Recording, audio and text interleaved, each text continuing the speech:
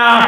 আমি তো বলি আল্লাহ তাআলা নিজেই কোরআন কারীমের মধ্যে বলেছেন, সূরা মায়েদা 38 নম্বর আয়াতের মধ্যে চুরি বন্ধ করার স্থায়ী সমাধান আল্লাহ তাআলা দিয়ে দিয়েছে। তাহলে আল্লাহ বেশি বুঝে না ওই ডক্টর কামাল আর ব্রিটিশরা বেশি বুঝে? ওই তখন বলে আল্লাহ বুঝে। তাহলে তখন আল্লাহ যদি বেশি বুঝে, তা আল্লাহ তাআলা তো বলে দিলেন যদি কেউ চুরি করে তার হাত কেটে দাও। এই আইনটা কেন সংসদের মধ্যে পাশ করতে চাও না? ওরা তখন চুপ থাকে।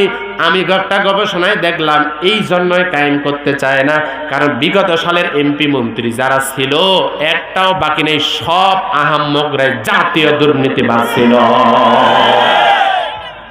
আপনাদের বাড়ির পাশে রেল মন্ত্রণালয় থেকে কয়েকশো কোটি টাকা মারে খাইছে, চুরি করে খাইছে। এরা যখন জানতে পারবে আল্লাহর কোরআনের বিধান হলো হাত কেটে দাও, আর জনগণ তো ঠিক আছে, আমি তো ব্রিজের টাকা মেরে খেয়েছি চুরি করে, আমার হাত তো আগে কাটা যাবে, যার কারণে বিরোধিতা করে।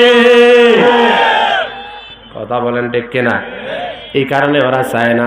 আর এদিকে ঠিকই বলে আল্লাহ বেশি বুঝে। তো বেশি যদি আল্লাহ তাআলা বুঝে, তাহলে আল্লাহ তাআলার কথাগুলো কেন সংসদের মধ্যে আইন পাশ করা হয় না? কথা বলেন।